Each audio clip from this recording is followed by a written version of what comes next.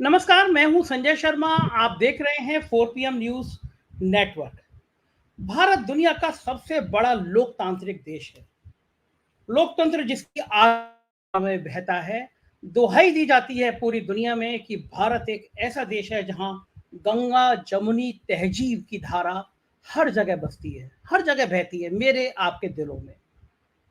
यहाँ पर शकील बदायूनी लिखता है, मन तरपत हरि दर्शन को आज। और पांचों वक्त का नमाजी मोहम्मद रफी मीरा के भजन को पूरी तन्मयता के साथ गाता है। ये वो धरती है जहां पे ईद पर सिवैयां हिंदुओं के घर में बनती है और दिवाली मुसलमानों के मोहल्ले में मनाई जाती है। इस देश की साझी विरासत है हिंदू मुसलमान की एकता। आजादी के दौर में, आजादी के पहले और आजादी के बाद में इस देश में सैकड़ों हजारों मिसालें ऐसी हैं जब हमने तहजीब की इस धरती पर हिंदू मुसलमान के प्यार की नजीरें लिखी हैं।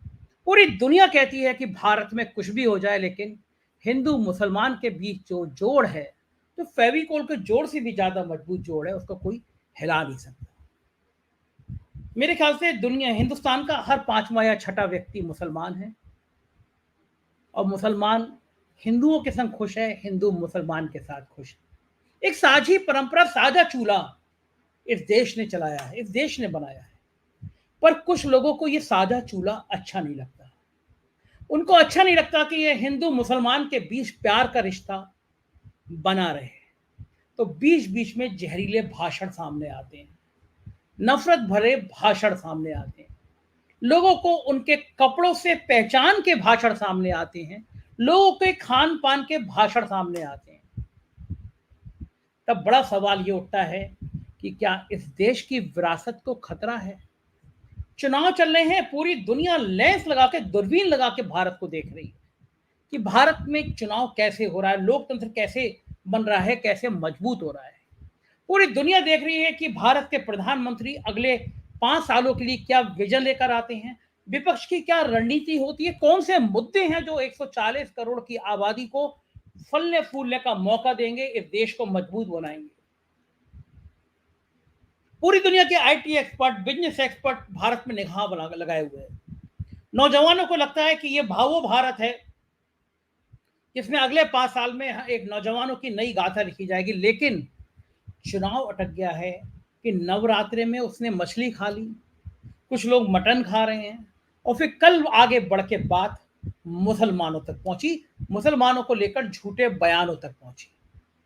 कोई साधारण नेता ये बयान दे तो समझ आता है, लेकिन देश के प्रधानमंत्री चुनाव के बीच में अगर मंच पे खड़े होकर कोई झूठा भाषण देते हैं तो सवाल खड़ा होता है कि चुनाव आयोग कहां है? चुनाव आयोग को दिखाई क्यों नहीं दे रहा कि देश के प्रधानमंत्री झूठ बोल रहे हैं, और झूठ ऐसा बोल रहे हैं कि जिससे दो समुदाय के बीच में तनाव पैदा हो। चंद मुट्ठी भर लोगों को यह बात पसंद आ रही है कि प्रधानमंत्री जी फिर से उग्र भाषा में उतर आए। दरअसल मैं लगातार लंबे समय से देख रहा था कि संघ के नेता, भारतीय जनता पार्टी के नेता, वो मुसलमानों को लुभाने में लगे हुए थे।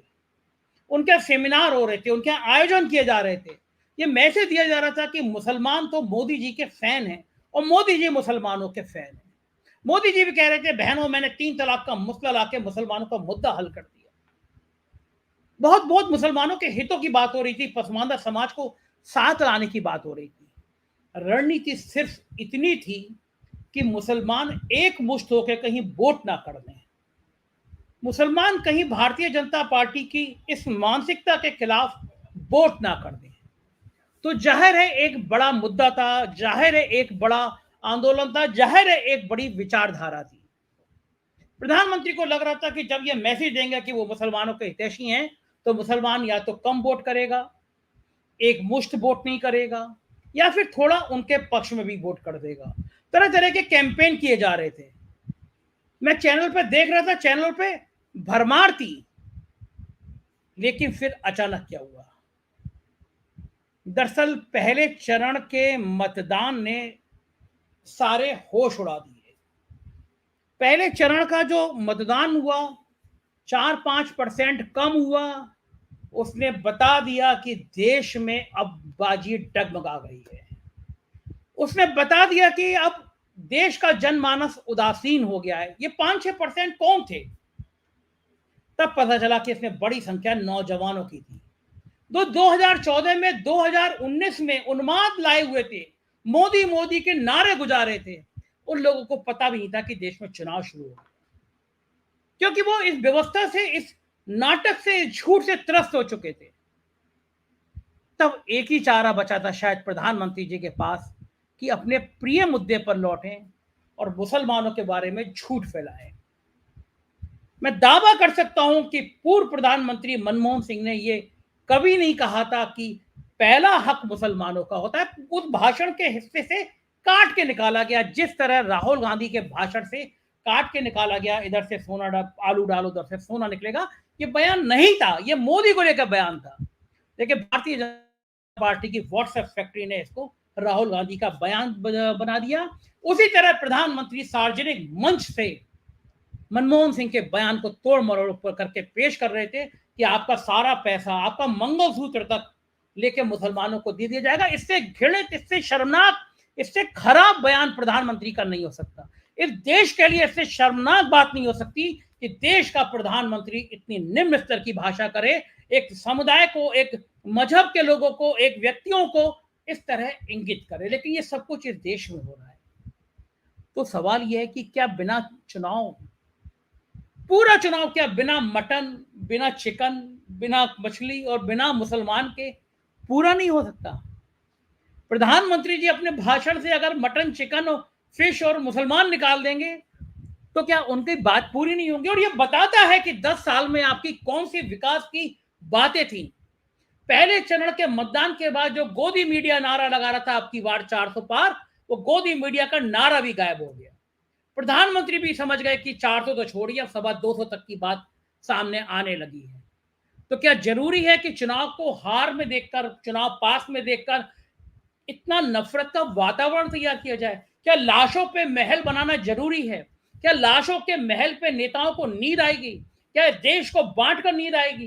क्या समुदाय के दो लोगों के समुदाय को लड़वा कर नींद आएगी? ये शर्मनाक ही नहीं, बेहद शर्मनाक है। और खराब इसलिए भी है कि ये सारी बातें देश के प्रधानमंत्री कर रहे हैं। देश का प्रधानमंत्री परिवार का अभिभावक होता है। उसका काम होता है कि वो समाज में भाईचारा बनाए, प्यार बनाए, मोहब्बत बनाए।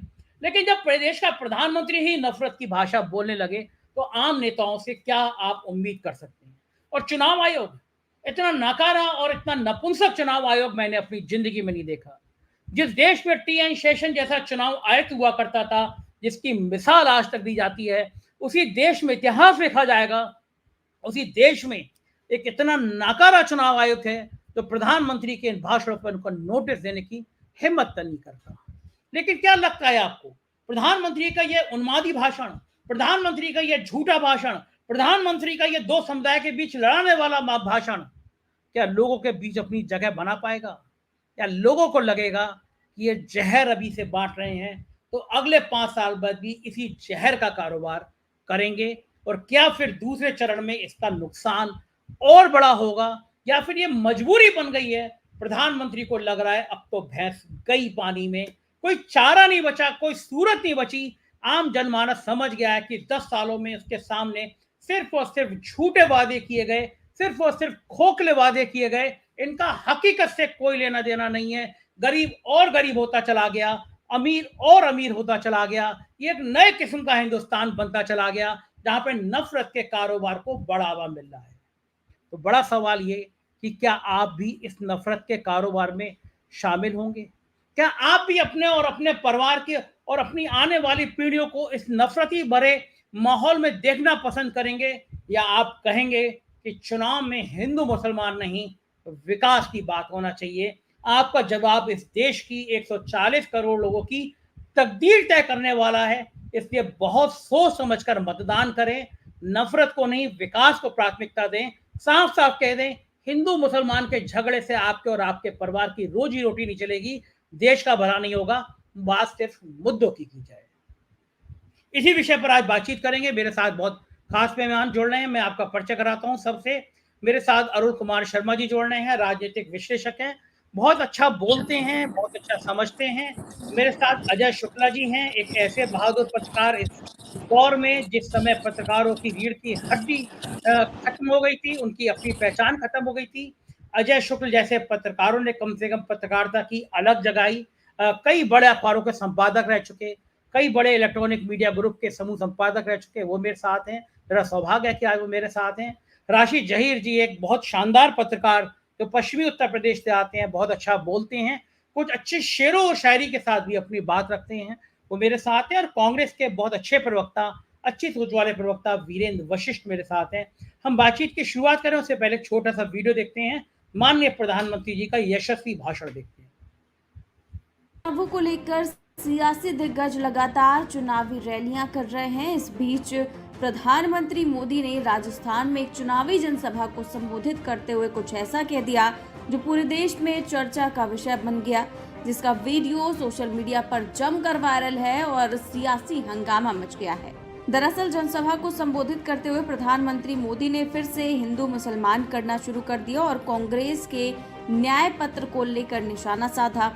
इस दौरान उन्होंने पूर्व प्रधानमंत्री मनमोहन सिंह के एक ऐसे बयान का जिक्र किया जिसे उन्होंने आधा अधूरा जनता के सामने रखा, जिस पर कांग्रेस ने बवाल काट दिया।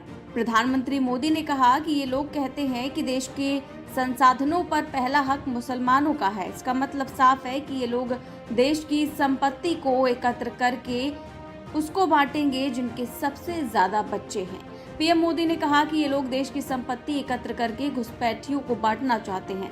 इस दौरान प्रधानमंत्री मोदी ने कांग्रेस की सोच को अर्बन नक्सल की सोच भी करार दिया। उन्होंने कहा कि जब पहले कांग्रेस की सरकार थी, मनमोहन सिंह प्रधानमंत्री थे, तब उन्होंने कहा था कि देश की संपत्ति पर पहला अधिकार मुसलमानों का है। वहीं कांग्रेस ने पीएम मोदी के इस बयान को झूठा बताया और जमकर निशाना साधा है। लेकिन सवाल ये है कि आखिर पीएम मोदी हर चुनाव में हिंदू मुसलमान क्यों करते हैं? क्या इसके बिना वो चुनाव जीत नहीं सकते? बड़ा सवाल यह है कि प्रधानमंत्री हर चुनाव में हिंदू मुसलमान क्यों करते हैं। हमारे साथ आनंद वर्धन जी भी जुड़ गए हैं, बहुत अच्छे पत्रकार, हमारे बड़े भाई, बहुत शानदार किताब लिखते हैं, बहुत अच्छे पत्रकार भी हैं। अरुण शर्मा जी, शुरुआत बातचीत की मैं आपसे करना चाहूंगा, क्या ये चुनाव बिना चिकन, बिना मटन और बिना मुसलमान के हो नहीं सकता? प्रधानमंत्री जी ने जो कल कहा, क्या वो प्रधानमंत्री पद के लिए शोभा देता है? और अगर ये नहीं शोभा देता है तो प्रधानमंत्री जी को क्या हो गया तो प्रधानमंत्री जी इस हद तक उतर आए? अरुण जी। जी, ये बात बिल्कुल ठीक है कि चिकन मटन किए बिना ये चुनाव नहीं होगा, ये बात निश्चित है, इसमें कोई दो राय नहीं। मैं आपको याद कराता हूं 21 अक्टूबर 1951 का दिन। उस दिन एक पार्टी का उदय होता है राधोमल गर्ल्स हाई स्कूल में, जहां पर बलराज मधोक, श्यामा प्रसाद मुखर्जी, दीनदयाल उपाध्याय ये लोग उपस्थित थे। और गोलवलकर जी का एक विचार था कि अपने शब्दों को राजनैतिक मोड़ कैसे दिया जाए। शुरुआत वहीं से हो गई थी। शुरुआत तो उससे पहले जब केंद्रीय सरकार बनी और श्यामा प्रसाद मुखर्जी को बनाया गया केंद्रीय उद्योग मंत्री, तभी से हो गई थी शुरुआत तो। और ये विचार बदलते बदलते बदलते यहां तक आ गए 1990 में उनको एक मौका मिल गया जब कश्मीरी ब्राह्मण दिल्ली आ गए, उनको वहां से निर्वासित कर दिया गया। और यही भारतीय जनता पार्टी मजाक बनाकर मुंह ताकती रह गई। इसने खिलवाड़ बनाया उस प्रश्न का, बजाय उसको सॉल्व करने के, सहयोग देने के। और जितने शब्द आपने कहे, मैं समझता हूं वो बहुत कम हैं जो आपने शब्द कहे। आप जैसा प्रखर व्यक्ति, इतना बैलेंस्ड आदमी आज उत्तेजित मैंने देखा, तो आपकी भावनाएं मैं समझ सकता हूं। कारण, देश को जब कोई शक्ति विघटन की ओर ले जाएगी तो कोई भी देश प्रेमी उठकर खड़ा हो जाएगा और इस प्रकार की भाषा वो बोलेगा, क्योंकि उसको तकलीफ होती है। तकलीफ होती है एक और बंटवारे से, तकलीफ होती है प्रधानमंत्री पद की गरिमा को नष्ट भ्रष्ट करने से। आप कहते क्या है? मुझे सबसे ज्यादा तकलीफ एक बात की हुई। आपने मनमोहन सिंह साहब के भाषण को दसियों बार सुना होगा। जो उन्होंने 9 दिसंबर को राष्ट्रीय जो उनकी परिषद थी, एनडीसी, राष्ट्रीय विकास परिषद, 11वीं पंचवर्षीय योजना थी और 51-52वीं बैठक थी, जिसमें उन्होंने ये सारे शब्द कहे थे। और आज एक बड़े मजेदार किस्सा हुआ नेशनल टीवी पर। हमारे शरद प्रधान सर भिड़ गए वहां के एंकर से और उसको इतनी लानत मलानत की कि उन्होंने शो छोड़ दिया। उसके बाद कांग्रेस के ही सुरेंद्र राजपूत ने ऐसी लताड़ लगाई हर्षवर्धन त्रिपाठी को कि उनका मुंह रोने वाला हो गया और यहां तक कहा कि आप पेड वर्कर हैं बीजेपी के। सर, अगर मुझे कोई कहे मैं पेड वर्कर हूं बीजेपी का, तो मुझे सुसाइड ज्यादा अच्छा लगेगा। क्यों? क्योंकि मैंने ऐसा काम कभी किया नहीं। मैंने वो जगह छोड़ दी जहां पर मुझे भविष्य में आक्षेप लगते। मैं सवेरे ही अभी अपने भाई आनंद वर्धन साहब को याद कर रहा था, क्योंकि उन्होंने बहुत पहले कह दिया था, मेरे ही प्रोग्राम में कहा था कि शर्मा जी, अभी ये वाली जो वाणी है ये और खराब होने वाली है। और ऐसा भविष्यवक्ता आज हमारे बीच बैठा है, तो मैं सम्मान करता हूं उनको कि उनकी बात बिल्कुल ठीक थी। सर, जो शब्द की मुझे तकलीफ है वो ये है कि ये शब्द कहां से आया। मंगलसूत्र। किसी भी घर में बहन बेटी होती है, पत्नी होती है, मां होती है, मंगलसूत्र हर एक घर में होता है, हर एक घर में। और महिलाओं की आदत होती है कि जब वो श्रृंगार उतारती हैं तो उसको भी उतार कर ड्रेसिंग टेबल पर रख देती हैं। तो हमारे घर के बालक हों, हमारे घर में भाई हों, चाचा हों, ससुर हों, वो सब एक हल्के से उसमें स्वर में कह देते हैं कि बेटिया इसको संभाल लो, अम्मा इसको संभाल लो, क्योंकि वो बहुमूल्य चीज घोतक होती है कि इस घर का मुखिया अभी जिंदा है। परंतु जब आप ऐसी बात को बीच में ले आते हो तो सच बता रहा हूं संजय भाई, ऐसा लगता है आप मां बहन की गाली दे रहे हो। क्यों? क्या जरूरत थी आपको लाने की इस विषय को? महिलाएं हमारी 50% हैं।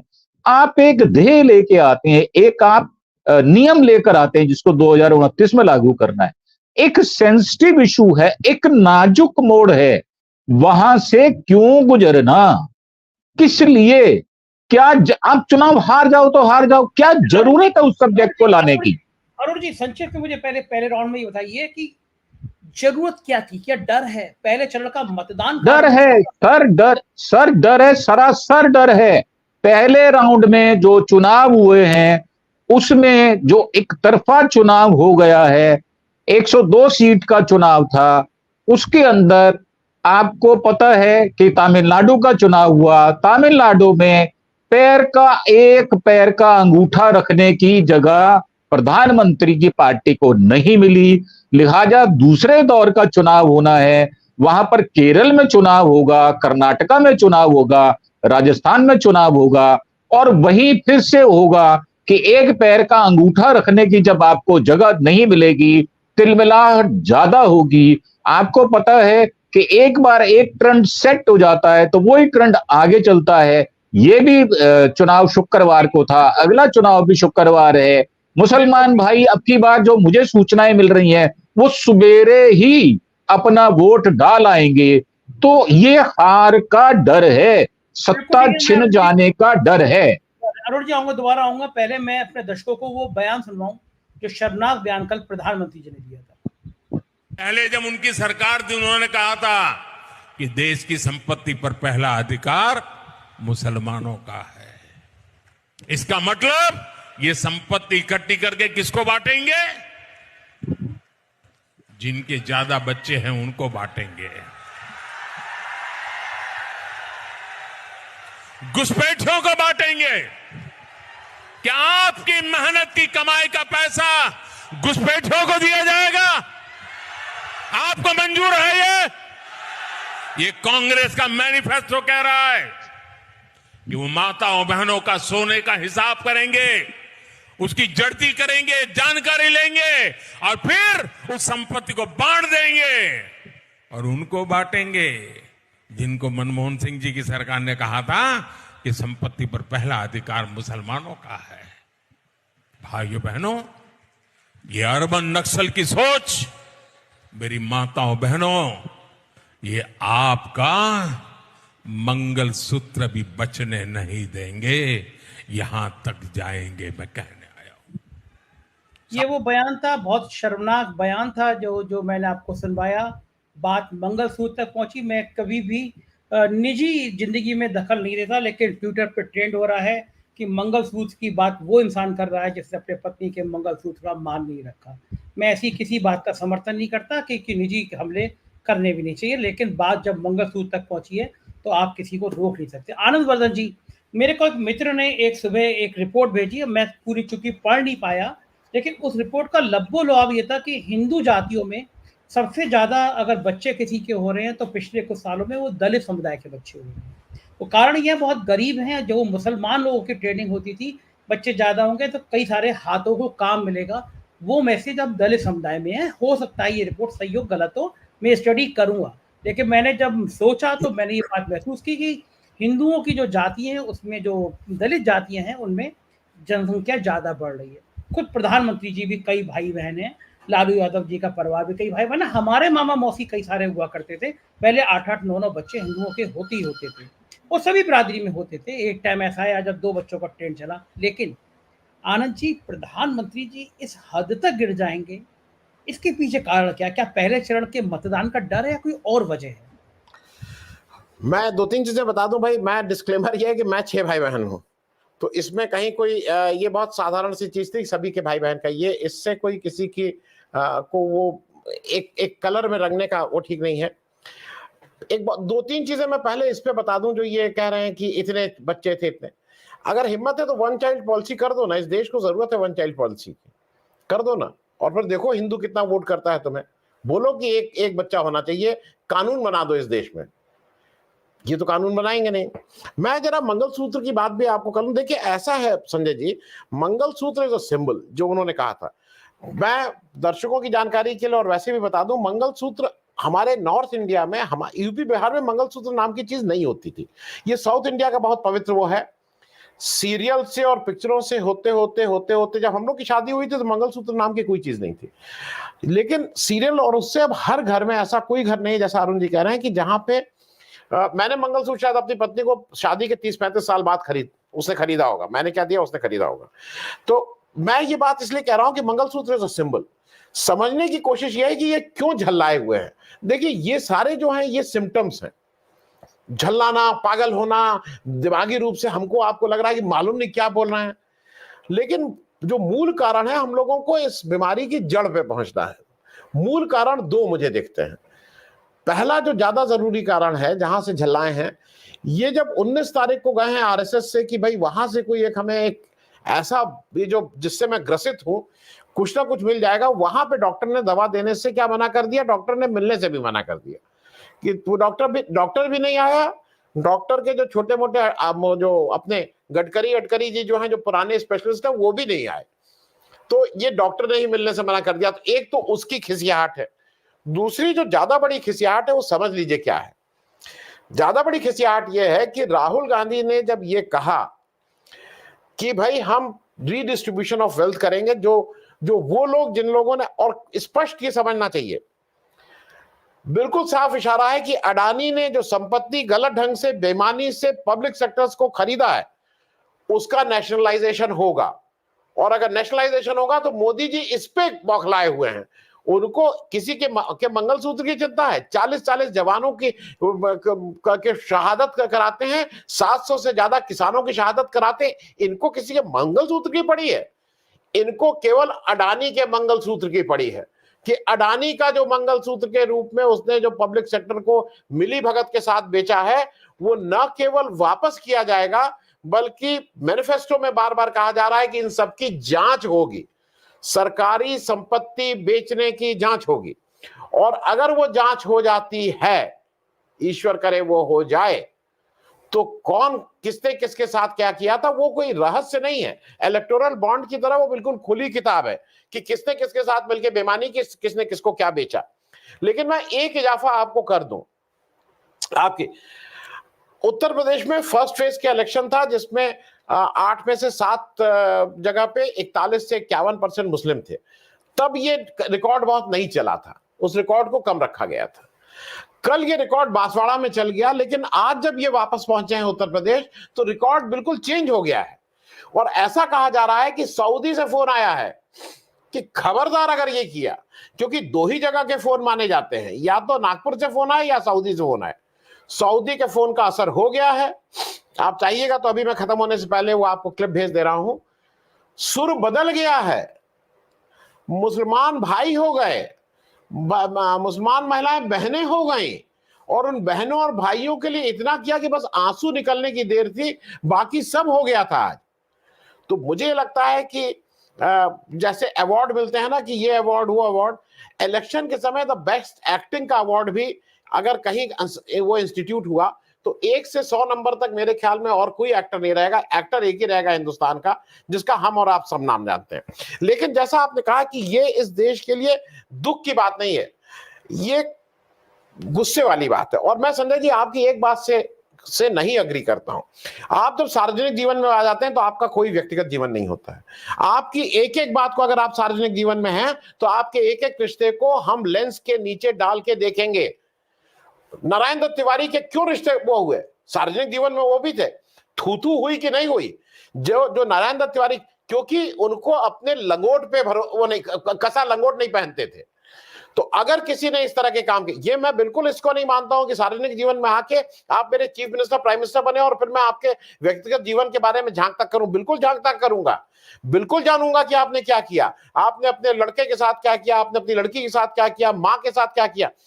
मैं चलते चलते सिर्फ एक बात कर दूं, मंगलसूत्र की बात करते हैं, मां की बात भी तो कर लेते। 6 भाइयों के लिए धिक्कार है ऐसे भाई बहनों के ऊपर अगर 90 वर्ष की मां को एटीएम की लाइन लगानी पड़े और उसी शहर में, अहमदाबाद शहर में आपके भाई बहनों। लोग कहते हैं नहीं व्यक्तिगत बात कैसे है, व्यक्तिगत बात कैसे है। एक 90 वर्ष की अगर महिला एटीएम की लाइन में लग रही है तो बिल्कुल धिक्कारने वाली बात है। उसका जो भी भाई हो, उसके घर में जो भी बेटे और बेटियां हो। मैं सिर्फ बात इसलिए कह रहा हूं, जो कल किया गया है वो अक्षम्य है और वो हेट स्पीच में किसी भी स्ट्रेच ऑफ इमेजिनेशन से आता है। हालांकि आज ये बताया गया है कि जब पीएम के उस पे अपलोड की गई है तो वो सारे पोर्शन हटा दिए गए हैं। इनको पता है ये क्या कह रहे हैं, कौन सी गाली कह रहे हैं, अनजाने में नहीं दे रहे हैं, ये जानबूझ के उस गाली को दे रहे हैं। और ये सिर्फ एक चीज चाहते हैं कि किसी तरह से इधर के लोग उस पर रिएक्ट करें। एक अच्छी बात ये हुई है, वो भी मैं दर्शकों की जानकारी के लिए बता दूं, आज जब अभिषेक मनु सिंघवी उसको इलेक्शन कमीशन में वो देने गए हैं, उन्होंने उसका जिक्र नहीं किया है। कांग्रेस उस ट्रैप में नहीं आ रही है, कांग्रेस उसको रिएक्ट नहीं कर रही है। ये काम शायद हमको और आपको ही करना ज्यादा जोर से होगा, जिससे इस देश के बहुसंख्यक, चाहे हिंदू हो चाहे मुसलमान हो, मंगलसूत्र मेरे एक अभी दर्शक ने बताया मुस्लिम महिलाएं भी कहीं कहीं पहनती हैं, किसी किसी जगह उनके यहां भी रिवाज है। ये मंगलसूत्र का अपमान मोदी जी की उसी मानसिकता को बताता है कि महिलाओं को ये किस तरह से रखते हैं, कैसे सोचते हैं, वो उनकी आरएसएस की ट्रेनिंग क्या है, ये साफ साफ उस मानसिकता को दर्शाता है। संजय जी बिल्कुल ठीक कह रहे हैं आप। और ये संघ में इसीलिए सवाल भी कई बार खड़े होते हैं कि संघ में महिलाएं क्यों नहीं है, संघ में महिलाओं का सम्मान क्यों नहीं है, ये सवाल खड़े होते हैं। और ये जो बुनियादी सवाल खड़े होते हैं तो तकलीफ होती है, फिर तकलीफ होती है तो ऐसे जहरीले भाषण सामने आते हैं। राशिद जी, प्रधानमंत्री ने कहा है कि सारी संपदा कांग्रेस आ जाएगी तो वो लेकर और मुसलमानों में बांट देगी, भाव ये है। मुसलमान समुदाय में इसका कैसा रिएक्शन है और प्रधानमंत्री ने आपके हिसाब से ये बात क्यों कही राशिद भाई? संजय सर, बात यह है कि मुसलमान वर्ग में इसका एक्सप्रेशन अगर नहीं है तो बहुत अच्छी बात है। मोदी जी दरअसल पहले चरण में भाप गए हैं और उनको मालूम है कि उनकी हालत क्या हो गई। ये दबे कुचले वर्ग की खामोशी वोट में किस प्रकार से तब्दील हो रही है उनके खिलाफ 102 सीटों पे दरअसल उनको पता चल गया। और अब आकर के उन्होंने जो तीसरे नंबर पे जो वो उतर कर आए हैं, वरना होता यूं है जब कोई बड़ा अधिकारी कोई छोटी मोटी शहर के अंदर बात देखता है तो अपने अधीनस्थ से कह देता है जरा इसको ठीक कर दो। खुद वो जो आए हैं और लगाम उन्होंने अपने हाथों में लेकर के बिल्कुल साफ लफ्जों में मुसलमान नाम का शब्द इस्तेमाल करते हुए ज्यादा बच्चा पैदा करना जो बताया है, उनके पीछे उनकी मंशा को समझिए। सर ने भी शायद इशारों में कहा भी है कि उनका मकसद ये है कि जो इलेक्शन पूरा का पूरा ठंडा पड़ा है, एक हफ्ते पहले हम और आप जो बात कर रहे थे कि एक दो बातें आई हैं वोटर्स के दिल में। एक तो वो जान गया है कि इंटरनेशनल लेवल पे जितनी भी रिपोर्ट्स आई हैं, पढ़ा लिखा समाज है पर समाज भी जानता है, ये बात दीगर है कि धर्म की वजह से और चोले की वजह से वो कहीं ट्रैप में आ गया हो किसी हद तक, या उसको गुजरात के सपने बताए हों, तो वो लेकिन जान रहा है, लेकिन वो अपना जख्म अपना मर्ज किसी को बता नहीं पा रहा है। उसने बताया इस तरह से कि उसने वोट परसेंटेज कम कर दिया, एक बात। और दूसरी बात, ईवीएम मशीन पर मुझे ऐसा महसूस देता कि थोड़ा सा लोगों का भरोसा कम हुआ, वो भी नहीं जा पा रहे। लेकिन इसके बरक्स कुछ मेरे पास मुजफ्फरनगर की डिटेल आई थी मेरे ग्रुप में, तो मैंने उसमें बूथ वाइज संजय सर थोड़ा सा वो देखा कि इसमें एक्चुअली कहाँ कहाँ वोट पड़ी। तो पता ये चला कि जो बूथ ठाकुरों के हैं वहां पर कहीं 150 वोट है, कहीं 100 वोट है, और खाली शाहपुर चले जाइए, चरथावल चले जाइए, नूर इधर चले जाइए, तो पता ये चला कि वोट परसेंटेज में जो कमी है, मोदी जी घबरा गए। अब उनको कुछ सूझा नहीं। उन्होंने कहा कि इस समाज को, जैसे बकरी का बच्चा कभी जंगल में रख देते हैं ना शेर को ट्रैप करने के लिए, शेर दरअसल यहाँ 80% है, उसको ट्रैप करना है। बकरी बच्चे की तो किस्मत में ही दरअसल खाया जाना है। तो वो तो इन्होंने 20% लोगों को जो नाम लेकर के इन्होंने कहा है, दरअसल एक बड़े वर्ग को वो ये बताना चाहते हैं कि देखिए ये लोग हैं वो। अब ये मुसलमान वर्ग या मुस्लिम वर्ग या हम जैसे उनके जिस दरोगा बने बैठे हैं जो इंसाफ की बात कहने का हम कह सकते हैं, जितना हम कहेंगे आप यकीन मानिए मोदी जी को उतना फायदा पहुंचने वाला। वो चाहते ही ये हैं, चूंकि पहले ही बॉल में सिक्सर मार दिया विपक्ष ने, अब यहां से रिएक्शन आएगा। और ये जो चुनाव हिंदू मुस्लिम पे नहीं जा पा रहा है, CSDS का जो डाटा बता रहा है, और वो जमीन पर भी उतर आया, पता चला कि 8%, 7% कम नहीं होता, कम होना ये पूरे भारत में 102 सीटों पे जो कम हुआ है, उनकी सिट्टी पुट्टी गुम हो गई है। और उसके अंदर संविधान का डर जो दलित समाज में बैठा है, वो जो आकर के इंडिया गठबंधन के कहीं कहीं जगह पर कैंडिडेट को वोट कर रहा है, उन्होंने अब ये अपना आखिरी इक्का चल दिया है। 3 बातें मैं और बताना चाहता हूँ। RSS का झूठा या सही ये तो मुझे नहीं मालूम। एक सर्वे जो आया था जो काफी ज्यादा ट्रोल भी हुआ कि वो बता रहे थे कि फुल बहुमत नहीं आ रहा, लेकिन RSS के ऑर्गेनाइजर ने तो बिल्कुल साफ कह दिया था कि मोदी नाम अब जो है काफी नहीं है जीतने के लिए। और राजस्थान की स्थिति में आपको बताऊं सर कि राजस्थान के अंदर RSS का जो पूरा संगठन है, जो घरों में जाकर के पर्चियां बांटने का काम करता था और तमाम लोगों को बताया करता था, मैं पश्चिमी उत्तर प्रदेश में रहता हूं, यहाँ पर भी ऐसे ही होता था। RSS के संगठन में चुप्पी है। वो शायद समझ गए तीनों के अब की बार जो है ना लुटिया डाउन होने वाली है। तो मोदी जी को समझ में कुछ नहीं आया, मोदी जी ने यही काम कर दिया। 20% तबका या इनको कह सकता हूं इनकी अगुवाई करने वाले वो राजनीतिक दल जितना इसको उभारेंगे, 80% वाला वो शेर जो थोड़ा नाउम्मीद है वही हटाएगा, इनको हटाएगा भी वही। 30% लोगों को तो सुब्रमण्यम से लेके योगी आदित्यनाथ ने कह दिया कि 15-20 और 20-80 करना। अमिताभ बच्चन की फिल्म में विनोद मेहरा और शशि कपूर को लाया इसीलिए जाता था कि उसको सुपरस्टार बनाना है। तो यहां पर तो बेसिकली इस 20% लोगों का प्रोसिक्यूशन करके दिखाना या इनको टारगेट करना, उन 80% लोगों को जगाना है। लेकिन आप यकीन मानिए इस देश की जो बागडोर है वो हमेशा से, मेरा मानना यह है, देश के अंदर जितनी भी धर्मशालाएं, जितने भी प्याऊ, जितने भी अस्पताल, जितनी भी चीजें बनी है, लंगर बने, ये अपर समाज ने भी बनाए हैं। उनके पास तो पैसा ही नहीं था जो निचले तबके का आदमी है। तो वो लोग अगुवाई करने के लिए काफी हैं। ये रवीश कुमार को रवीशुद्दीन पांडे कर दें या संजय शर्मा को कुछ और बना दें, इनके ट्रैप में देश आने वाला नहीं है। लेकिन मोदी जी अपनी चाल चल गए। अब देखना यह है कि अब वो 80% का जो समाज है वो इस प्रकार को कितना अच्छे तरह से लेता है। लेकिन मुझे उम्मीद यह है कि जिस तरह से नीरसता आई है वोट ना करने में, वो समझ गए कि अब इस बारे में हम फंसेंगे नहीं। मोदी जी ने तो अपना चाल चली है। जी बिल्कुल ठीक कह रहे हैं कि इस ट्रैप में कांग्रेस फंस नहीं रही। वो चाहते थे कि कांग्रेस भी आए और हिंदू मुसलमान पे बहस करे, ट्विटर पे संग्राम छेड़े और ये माहौल बने। लेकिन अब इस बार सब जान गए हैं। असल में जब एक जादूगर होता है, जब भी वो पिटारा खोलेगा उससे एक सफेद कबूतर निकलेगा, तो लोगों को पता चल जाता है कि अब ये सफेद कबूतर निकलने वाला है, तो लोग फंसते नहीं है। राशि जी कुछ कह रहे थे आप? जी एक लाइन की बात सर मेरी और रह गई। कर्नाटक के अंदर पूरे देश के 35% जो है ना स्टार्टअप होते हैं। कर्नाटक के गांवों की हालत तो बहुत खराब है, लेकिन शहर का मतदाता जानता है।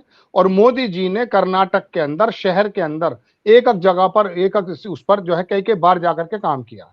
लेकिन आप यकीन मानिए, वहां अमित शाह खड़े होकर के केरल का डर दिखा रहे थे। केरल को ऐसे बता रहे थे जैसे रावलपिंडी, कह रहे बराबर में केरल है। वहीं के लोगों ने, वहीं के अपर समाज ने इनको जवाब दिया था। भले उन्होंने वहां 4%, 2% वोकलिंगा और 2% लिंगायत में जाके ऐलान करा हो और केरल का डर दिखाया हो, लेकिन कर्नाटक का अपर समाज, आदिवासी समाज इनके चक्कर में नहीं आया और वहां पर इनको बुरी तरह से हार दी है। और अब जो सर्वे आने कर्नाटक ही खत्म कर देगा, देख लीजिएगा जी। नहीं, बिल्कुल ठीक कह रहे हैं आप। और मैं इस बात का मानता हूं, क्योंकि कर्नाटक में प्रधानमंत्री जी ने जाके कहा था कि बजरंगबली का नाम लेना, जय बजरंगबली कहना, वोट डालना। मैं हैरान था कि प्रधानमंत्री जी ऐसा धर्म का नाम ले रहे हैं तो चुनाव आयोग उनको प्रतिबंधित कर देगा। लेकिन मैं सलाम करूंगा कि कर्नाटक की जनता ने प्रधानमंत्री का सम्मान रखा। सबने कहा जय बजरंगबली, लेकिन प्रधानमंत्री जी ये कहना भूल गए कि जय बजरंगबली के बाद बटन कमल का दबाना है। उन्होंने कहा जय बजरंगबली और बटन दबा दिया कांग्रेस के निशान का। तो प्रधानमंत्री जी अगर ये कहते हैं कि जय बजरंगबली कह के कमल का फूल दबाना तो शायद दबा देते, लेकिन उन्होंने आधी बात की तो लोग कांग्रेस की तरफ चले गए। और कर्नाटक में जो जहर बोया गया, जो बंगलौर आईसीटी थी, एक बार मैं तेलंगाना गया और मैं केसीआर साहब के साथ था। मैंने केसीआर साहब से पूछा कि हैदराबाद अचानक इतनी तेजी के साथ डेवलप क्यों हुआ। तो देखिए, नेताओं के भी लॉजिक होते हैं। उन्होंने कहा कि कर्नाटक में दुनिया के बड़े बड़े आईटी के लोग आए हुए थे, इंजीनियर्स थे, मल्टीनेशनल कंपनी के लोग थे। अब वहां भी साथ भी प्रज्ञा चाकू की धार तेज करा रही हैं, वहां भी बुरके पे, हिजाब पे आंदोलन हो रहे हैं, वहां भी क्या खाएं क्या पिए पे आंदोलन होगा। तो ये सब चीजें वो विदेश के लोग नहीं चाहते कि ये ऐसी डर वाले माहौल में रहें। नतीजा ये है कि कर्नाटक का, बेंगलोर का बहुत बड़ा इंडस्ट्री उठ के हैदराबाद चली गई। आज सुबह मैं महाराष्ट्र में सीनियर जर्नलिस्ट से बात कर रहा, तो कह रहे थे महाराष्ट्र में बहुत बड़ा रिएक्शन यह है कि महाराष्ट्र के सारे बड़े उद्योग उठा के गुजरात भेज दिए गए। तो गुजरात तो इतना बड़ा ब्रांड हो गया है कि लोग कहते भी हैं कि माल कमाएगा गुजराती भाई और घंटा हो जाएगा यूपी और बिहार का भाई। अजय शुक्ला जी, जो बात आज जो विमर्श चल रहा है, क्या लगता है आपको कि प्रधानमंत्री ने जानबूझ के थोड़ी उत्तेजना फैलाने के लिए, थोड़ा माहौल गर्म करने के लिए, पहले चरण के मतदान से जो डर पैदा हुआ, उस डर के कारण ये बयान दिया, या एक सोची समझी साजिश है? बिल्कुल। देखिए संजय जी, एक चीज जान लीजिए, ये ऐसे नहीं है। वास्तव में नरेंद्र मोदी की एक बीमारी है। वो बीमारी है कि हम जो है किसी भी तरीके से हमें जीतना है, एन केन प्रकारण कैसे भी, और जब उन्हें हार दिखने लगती है तो बौखला जाते हैं। ऐसी स्थिति में वो झूठ बोलते हैं, नफरत की बात बोलते हैं और न जाने क्या क्या बोलते हैं। और यदि कहीं दिखता है कि हाँ ठीक है, जीत रहे हैं, कुछ है, तो मस्जिद में भी चले जाते हैं, दरगाह पे भी चले जाते हैं, वहां भी चादर चढ़ा आते हैं, उसके अलावा भी और जगह चले जाते हैं, भाई भी बता देते हैं, तमाम सारी चीजें करते हैं। लेकिन जैसे ही उन्हें डर लगता है, ये एक बीमारी है। मैंने पीजीआई के एक डॉक्टर साहब हैं मनोविज्ञान के, उनसे पूछा, उनका ये असल में बीमारी होती है। जब व्यक्ति को डर लगता है तो बौखलाने लगता है, फिर झूठ बोलता है, तमाम मक्कारी करता है, तमाम चीजें करता है। तो यही तो असल में हमारे प्रधानमंत्री ने जो 102 सीटों पे मतदान हुआ, उसका वोटिंग ट्रेंड देख लिया।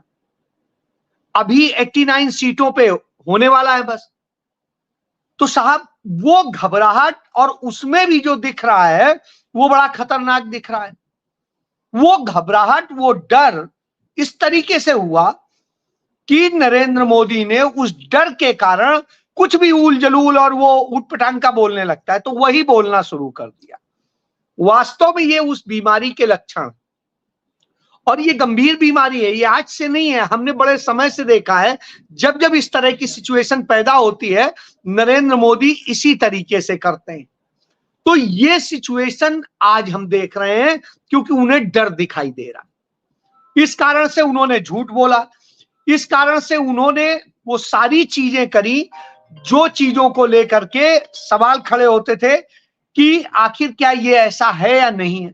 आप देखिए, उन्होंने जिस तरीके से मनमोहन सिंह जी के भाषण को लेकर के कहा, मनमोहन सिंह जी ने कभी ऐसा भाषण नहीं किया। मनीष तिवारी जी ने उसका रिटन जो था प्रधानमंत्री के भाषण का, उसका वो ट्वीट किया है बाकायदे पैरा कि उन्होंने वास्तव में कहा क्या था। उसके अलावा तमाम चैनल्स और दूसरे उनके कटिंग्स के साथ में दूसरे तमाम कांग्रेस ने और दूसरे लोगों ने भी उसे शेयर किया है कि साहब वास्तविक शब्द क्या कहते हैं और उसके हिंदी अनुवाद क्या है। तो सारी चीजें सामने। इसके बाद में प्रधानमंत्री जिस तरीके से कहते हैं कि मंगलसूत्र और ये सब कुछ, तो साहब मंगलसूत्र किसी से लिए गए हो न लिए गए हो, सबसे बड़ी एक घटना याद करिए। 5 नवंबर 1962 श्रीमती इंदिरा गांधी बेटी थी पंडित जवाहरलाल नेहरू की, और देश में उस समय युद्ध का दौर था, देश आर्थिक तंगी से जूझ रहा था। उस हालत में उस महिला ने अपने सारे जेवर, मैं मंगलसूत्र, सेना से लड़ाई लड़ने के लिए डोनेट किया था, इस देश को डोनेट किया था। तो वह सोच होती है, अपना सारा कोई महिला जेवर डोनेट करे, यह आसान नहीं होता। महिला के लिए बड़ा प्रिय होता है जेवर, हम सब जानते हैं। हम सब इत्तेफाक से नरेंद्र मोदी की तरह विकलांग टाइप के तो हैं नहीं, हम लोगों के भी पत्नियां हैं, तो जो है तो कई बार ऐसी डिमांड्स आ जाती हैं।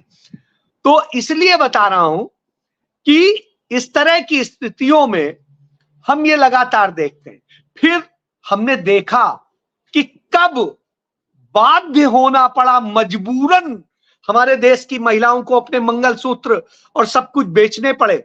आप अभी डाल लीजिए, गूगल कर लीजिए, तमाम महिलाओं के बयान है, तमाम लोगों के, कि हमारी यह स्थिति हुई कि हमें मजबूरन अपना मंगलसूत्र बेचना पड़ा, अपने और दूसरी चीजें बेचने पड़ी। वो कोविड का दौर था जिसको नरेंद्र मोदी ने अचानक एकदम से लॉकडाउन ला करके लाद दिया था इस देश के अंदर, वो हालात किए थे।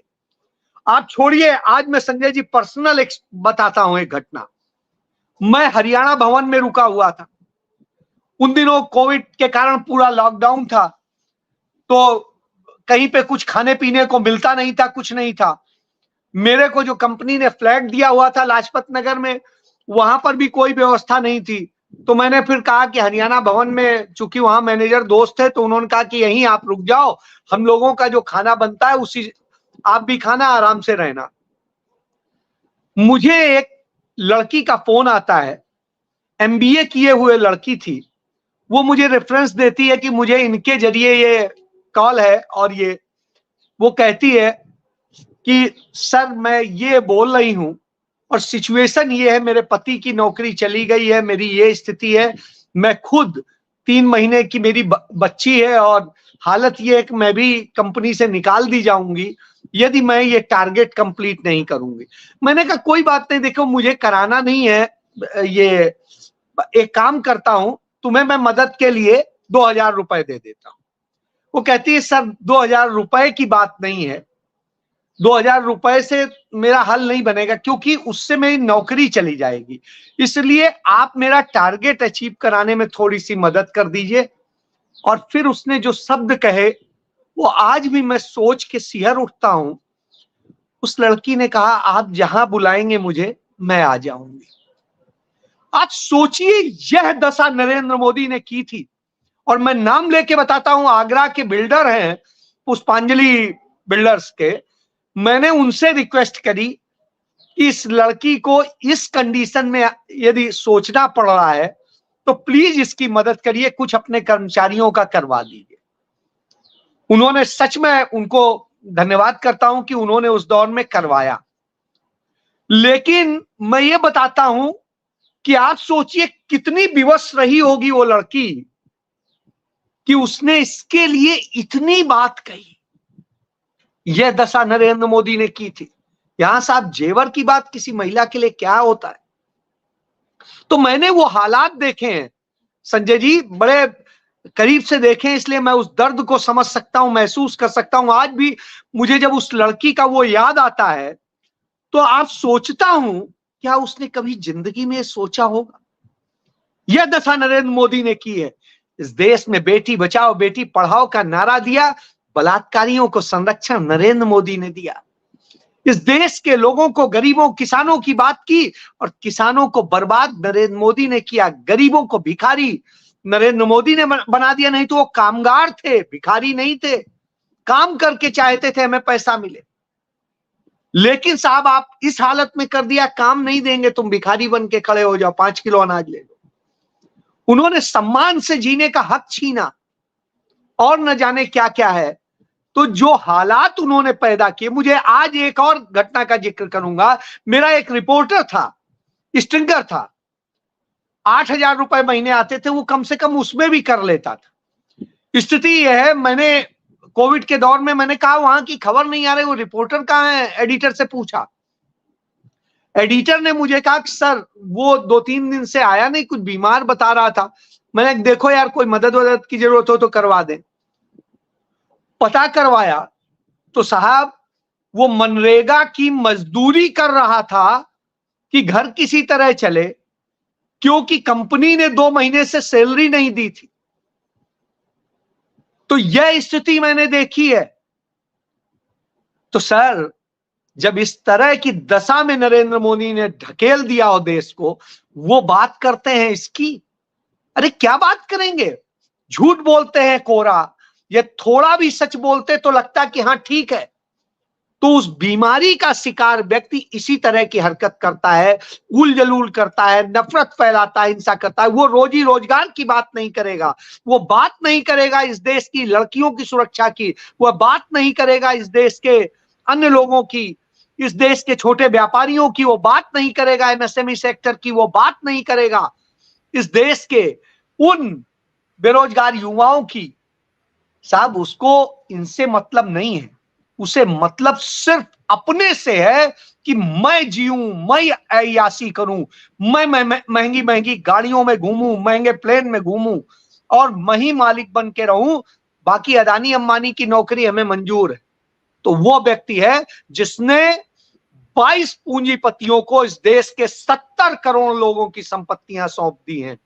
तो जो ऐसा व्यक्ति हो उससे क्या उम्मीद करेंगे। जी संजय जी, बहुत ही मार्मिक घटना आपने सुनाई। वास्तव में कोविड का काल ऐसा था कि विदेशों में बच्चे पैसे भेज रहे थे कि हमारे माँ बाप का कहीं किसी तरह उनकी चिता में आग लग जाए। जगह नहीं थी चिता में रखने के लिए, लाशें कम पड़ रही थी, अस्पताल में दवाई नहीं थी, ऑक्सीजन नहीं था, लोग तड़प तड़प के मर रहे थे।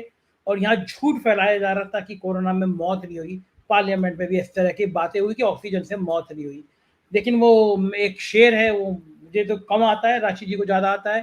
वो शेर है, जब चुना है उसने तुमने उसे उसका कत्ल का हुनर देखकर, तो फिर क्यों दुखी हो लाशों का शहर देखकर। बहुत बहुत शुक्रिया अजय जी, आनंद जी, अरुण जी, राशिद भाई, आपने समय दिया, बहुत बहुत आभार। आप देख रहे थे 4 PM की परिचर्चा और आज हम एक महत्वपूर्ण विषय पर बात कर रहे थे कि क्या प्रधानमंत्री को इस तरह का भाषण देना चाहिए जो 2 समुदाय के बीच में नफरत का माहौल पैदा करता हो। आपकी राय मेरे लिए बड़ा महत्वपूर्ण है। अपनी राय से अवगत कराइएगा कि आप इस बारे में क्या सोचते हैं। चैनल को ज्वाइन कीजिएगा, सब्सक्राइब करिएगा। शुक्रिया, थैंक यू।